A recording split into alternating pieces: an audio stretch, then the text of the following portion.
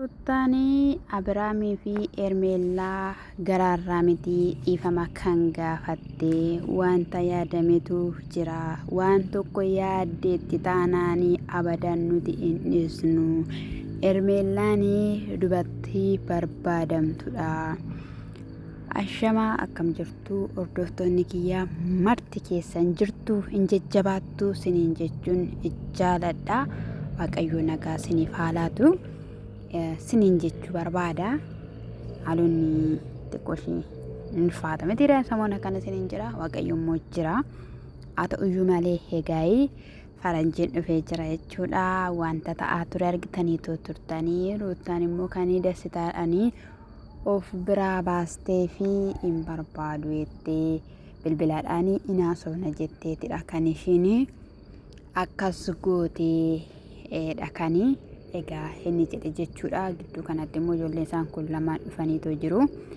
Isaanis dhiifama gaafachuun Ruttaa, Ermeellaa fi Abirahaamii baay'ee garaarraa akka hin taane jechuudha kan dubbachaatoo jiran. Sababni isaayyuu ifaanii dhiifama gaafatee saatii galgala waan inni taasise wanta argamee turee fi kanaafiyyuu akkasuma gochuufidha kan jedhan shakkii keessa galaniiru.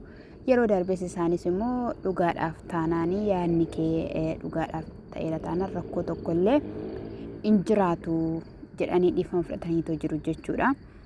Isa dhugaa dubbachuudhaa fi nagaa taasisuun ishee gaariidha. Abiraan mucaasaa akka dhaqee ilaaluu taasisnaan bareedaadha. Dhallee kinookaa fi iddoo waraabee gallakkiseetoo jira jechuudha.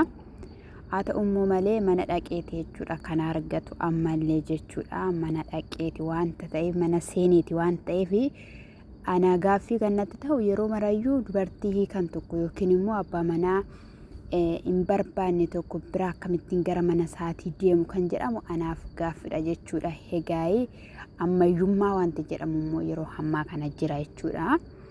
Isa kanaafiyyuu dhuguma nagaa buustee dhiifamas dhugaa taasistee eebba koo qabaa yoonanii dhiifama gochuu baadhee waan jettee dubbattee fi qulqullummaan taanaan baay'ee bareedaadha. Qulqullummaadhaafis immoo akkamuu hin jedhamne akka namni namannis immoo kan nama taasisaa jiru immoo gochaa ifaan gochaa jirudha jechuudha. Innaa dammoo Daanii fi Meeriiniyyuu hin amansiisanii sababni isaayyuu argitanitti yeroo darbe akkasitti wal kukkutanii abaartee baay'ee tokko Ruttaadhaan dallansiste ganama isaas siirasii ta'anii nagaa buusanii dhufanii jechuudha. Innaa waa'een jara kanaa dhugaa dubbachuudhaaf namaaf hin galu garuu lafa jiranitti nagaa haa ta'anii hundumti isaaniiyyuu nagaa ta'an kana kan barbaachisu jechuudha. Egaa wanta ta'ummoo walumaan kan ilaalu ta'a jechuudha. Egaa faranjiin immoo yeroo marayyuu jechuudha. Ruttaadhaaf nama dhaadatudha. Ruttaadhaaf nama dhaabbatudha. Dassitaanillee akka ishee fuudhu akka ishee faana jiraatudhaa fi qalabatiillee akka dafee raawwatu jaarsummaallee akka taasisuuf nama qophii addaa taasisaa turedha jechuudha. Egaa hin taaneef malee yeroo isaatti wanti hundumtiyyuu ni ta'a. Isaan garuu ta'uu hin qabaatu. Ati immoo funni hin jedheenii waan argite keessa xilliqin jedheenii jechaanidha jechuudha. Yeroo asitti geessan bisna maal taana jedhanii harki keessan hin tuqinaa anna marka keessanidhaanii tuqamuu miti.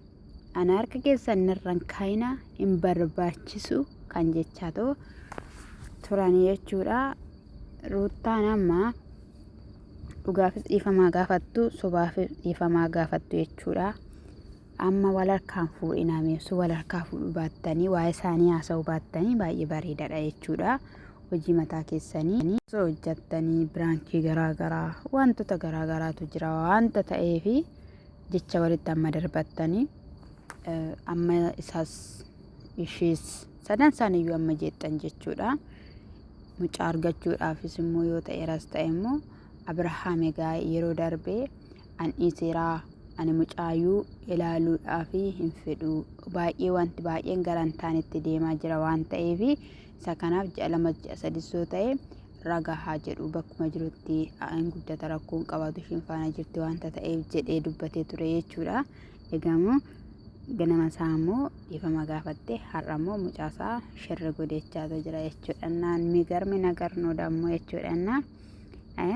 Wanniin immoo jechuudha Amiroon konkolaataa bana.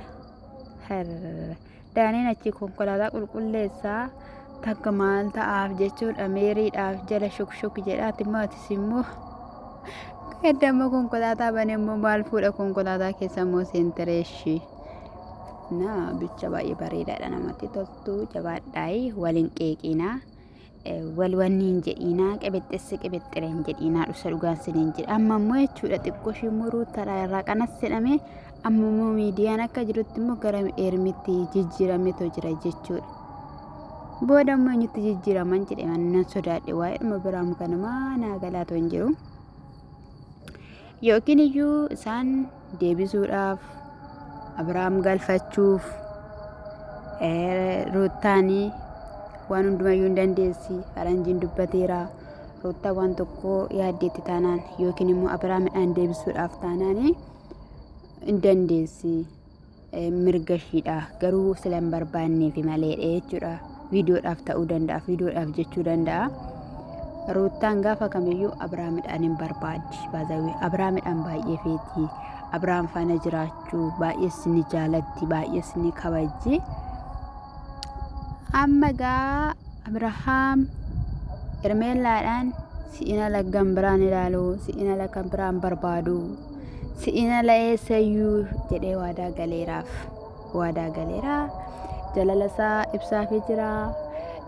Akka duree miti amma akka barbaadetti iyyuu dhungachaa jira akka barbaadetti dibes gochaa iyyuu jira ofirra darbee iyyuu kunoo nama biraatiif iyyuu jaarti barbaadaa jira amma ijoodha barbaadaa jira. Achi booddee immoo xiqqoo ishee Aminuun kun immoo sirriitti nuuf hin dandeenye waan ta'eef yeroo nuuf danda'e immoo barbaadaa fi akkasii maaliif jennaani hordoftoonni isaa har'ayyuu goona kumaatamni yoo otoo dhumanii Abiraamidhaan argadhe osoo dhuman Abiraamidhaan argadhe kan jedhan baay'een isaanii ni jiru. Garuu maaliif akka jaallatan naan galle sila hojjetuuf immoo maaliif garuu maaliif hin jedhamu. Innaa siniif illee jaalala siniif haa kennu. Sinimmoo waliin xixiqqeessina. Bazawii kan wal xixiqqeessitan hojiidhaafi fataa jettu viidiyoo keessatti xumurtanii wal affeertanii misaa wajjin nyaattanii yeroo waliin dabarsitanii qilleensa gahaa ta'e fudhattanii bishaan qorraa dhuddaniitu wal biraa qajeeltu. Akka keenya seetanii yeroo gannaa qorri kan nu waxalu yeroo awwoo kan nu waxalu sinitti haa tolu dhugaa dubbachuuf tana fataadha. Naa hordoftoota akkoo sinis fataadha sinillee sinitti haa tolu sinin jechuu barbaada jabaadhaa sinin jedha. Anaaf immoo maatii naa ta'uu keessanitti naaf ufa.